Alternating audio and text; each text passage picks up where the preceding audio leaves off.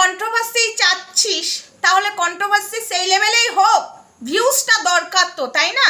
প্রীতম পাঠা, হ্যাঁ পাঠা বলে ডাকবো। তোকে একদিন বলেছিলাম না, যেদিন ভালো কাজ করবি সেদিন ভাই বলে ডাকবো, আবার যেদিন দেখবো খারাপ কাজ সেদিন তোকে পাঠা বলেই ডাকবো। হ্যাঁ পাঠা, তুই পাঠার মতো কাজ করছিস। হ্যাঁ কি ভেবেছিসটা কি?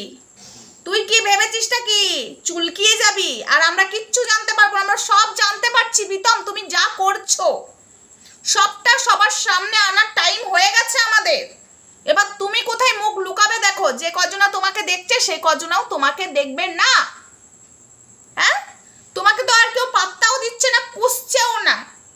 তাই ভদ্র ভাষায় বলছি তোকে, শোন ভদ্র ভাষায় বলছি, যে কাজটা করছিস তলে তলে দিশানির আর সৌরভের মাঝখানে অশান্তি লাগার চেষ্টা চালিয়ে যাচ্ছিস তুই, সেটা হতে দেব না। হাই ফ্রেন্ডস, সোমা ওয়ার্ল্ডে তোমাদেরকে অনেক অনেক স্বাগত আর অনেক অনেক ভালোবাসা। চলে এসেছি আবার একটা ভিডিও নিয়ে। হ্যাঁ প্রীতম পাঠাকে নিয়েই এসেছি।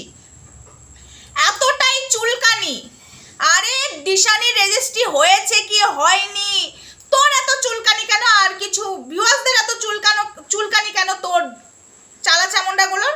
এটা তো বুঝতে পারছি না।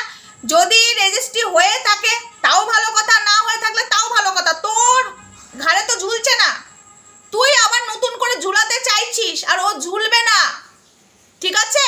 আরেকটা কিছু কথা বলছি চালা চামুন্ডাগুলোকে, দিশানি কি তোদের বাড়িতে খেতে পড়তে গেছে নাকি, না তোরা খেতে দিচ্ছিস না তোদের বাপের খাচ্ছে?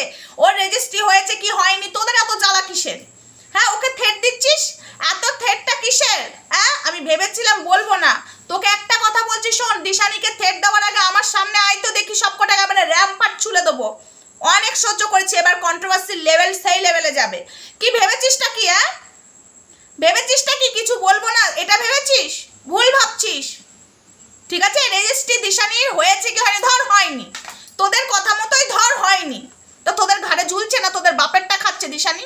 দিশানি তো ওর বাপেরটা খাচ্ছে, ও ওর বাবার বাড়িতে আছে, ও ওর বাড়িতে আছে, তোদের এত চুলকানি কিসের? ও মিথ্যা বলছে না সত্যি বলছে, তোদের এত চুলকানি কিসের? তখন তো গালাগালি করছিলিস, আমিও করেছি, শাসন করেছি, হ্যাঁ আমিও স্বীকার করছি, বাট ওর ভালোর জন্য করেছি। এখন ওর পাশে দাঁড়িয়ে আছি, ওর ভালোটাই চাইবো। আর তোদের ওই প্রীতম পাঠা রেপিস্ট, সব থেকে বড় রেপিস্ট ওটা, ঠিক আছে? সব থেকে বড় রেপিস্ট ওটা, ধর্ষণকারী ওটা। ওই সঞ্জয় সন্দীপ ঘোষ শুধু না, এও রেপিস্ট। এর একটা বান্টু নিয়ে চারিদিকে ঘুরে বেড়ানোর স্বভাব, কোন গর্তে ঢুকাবো, কোন গর্তে ঢুকিয়ে আমার স্বাদ মেটাবো, ওর এক গর্তে হয় না, ঠিক আছে? তো প্রীতম পাঠা তোকে বলছি, একটা বুদ্ধি দিচ্ছি শোন, দিয়ালে ফুটো করে নে, যে বান্টু ঢুকিয়ে নে, নাই মাটিতে ফুটো করে বান্টুটা ঢুকিয়ে নে, 1.5 ব্যাটারি তো বান্টু ঢুকিয়ে নে। কারণ তুই যেটা করছিস এখন ভিডিওর মাধ্যমে করছিস না, বাট করছিস, সব কিছু প্রমাণ আছে। আর তুই ভালো করে জানিস আমি এত জোর করে বলছি কি করে, আমরা প্রত্যেকটা মানুষ। হ্যাঁ শোন, এবার যদি কান্না যায় না তোকে পিটিয়ে মারবো, সেবার মারতে পারিনি, এবার মারবো পিটিয়ে, কারণ তুই মেয়েদের সর্বনাশ করিস। আর যেসব চালা চামুন্ডাগুলোকে লাগিয়ে দিয়েছিস দিশানির পেছনে, সব প্রমাণ আমার কাছে আছে, সব কটার প্রমাণ আমার কাছে আছে, শুধু মুখটা বন্ধ করে আছি, ঠিক আছে? মুখটা বন্ধ করে আছি, এখন আমি কিছুই বলিনি, যেটা বলছি সেটা হালকা দিচ্ছি রে। এবার যখন দেব ধামাকা দেব, তোর মুখ দর্শন কেউ করবে না, মুখ দর্শন কেউ করবে না। সৌরভ আর দিশানির সম্পর্কটা ভাঙার জন্য উঠে পড়ে লেগেছো, তাই না? তোমার ধন খারাপ হয়ে যাচ্ছে, সম্পর্ক ভাঙার জন্য ধন খারাপ হয়ে যাচ্ছে, ধনটাই কেটে দেবো, বাবা কিছুই থাকবে না, যা শালা, সব লেটার চুকে যাবে।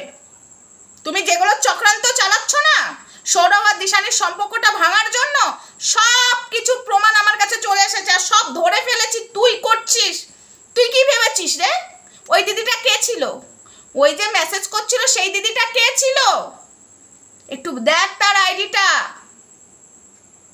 ইস, এখন তো সব কিছু হয়, তাই এইটুকু আমাকে করতে হয়েছে, বুঝেছিস প্রীতম? সত্যটা জানার জন্য। ইস, বোকা কাজটা তখনই করে ফেলেছিস, বোকার কাজটা তখনই করে ফেলেছিস।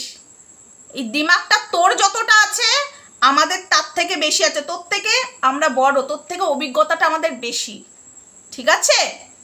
তাই সামলে যা, না হলে ডেইলি দেবো, ডেইলি র্যাম্পার দেবো তোকে প্রীতম পাঠা, ডেইলি দেবো।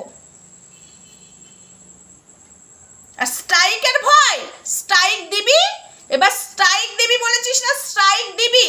আর বাড়িতে যে একদম ঘর ধরে স্ট্রাইক তুলাবো। ও তুই তো আবার স্ট্রাইক তুলতে পারিস না, স্ট্রাইক দিতে পারিস, স্ট্রাইক তুলতে পারিস না।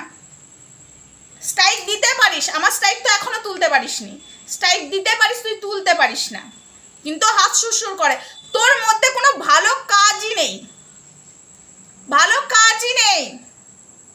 গুণ তো দূরের কথা, গুণ মানুষের খারাপের মধ্যে একজনের কিছু না কিছু ভালো গুণ থাকে, তোর সেসব তো দূরের কথা। তোর মধ্যে কোনো ভালো কাজ নেই, লোকের ক্ষতি করিস আর ভাবিস যে আমি হিরো হয়ে গেলাম। একটা ভালো সন্তানও হতে পারিসনি, স্বামী তো দূর কি বাদ, বাপ তো দূর কি বাদ, মায়ের ভালো সন্তান হতে পেরেছি ও থরি। তোর মাটাই তো ওই রকম, মাটাই তো নোংরামোকে প্রশ্রয় দিয়েছে, মাটাও এক ধরনের রেপিস্টকে সাপোর্ট করেছে, রেপিস্ট করেছে একটা সন্তানকে। তোর মতো পাঠাকে রেপিস্ট তৈরি করেছে তোর মা। তাই আবারও বলছি সামলে যা, ঠিক আছে? আবারও বলছি সামলে যা, ওকে? দিশানি আর সৌরভের সম্পর্কটা ভাঙার জন্য যে কাজগুলো করেছিস সবটা আমি জেনে গেছি, আর এখনো চালিয়ে যাচ্ছিস। আর এই তোদেরকে বলছি, দিশানি রেজিস্ট্রি হয়েছে কি হয়নি তোদেরকে এত ভাবতে হবে না। নাকে সর্ষের তেল দিয়ে তোরা ঘুমাগে, তোদের বাপের খাচ্ছে না দিশানি, ঠিক আছে? তোদের বাপের খাচ্ছে না। দিশানির সঙ্গে যদি সৌরভের নাও হয় তাও প্রীতমের কাছে যাবে না। আবার এখানেও একটা কথা বলছি, যে দিশানির সাথে অন্যায় করবে কাউকে ছাড়বো না, কাউকে ছেড়ে কথা বলবো না। তাতে যদি দিশানির মা বাবাও হয় তাও ছেড়ে কথা বলবো না। একটা মেয়ে নিয়ে ছেলে খেলা করতে ভীষণ ভালো লাগে না? একবার রিমি, একবার দিশানি, একবার গুড়িয়া গুড়িয়া,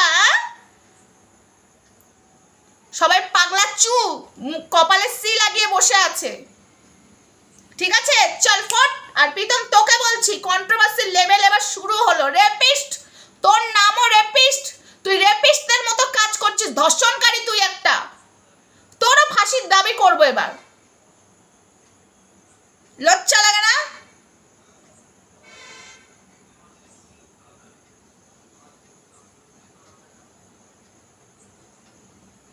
অসভ্য কোথাকার।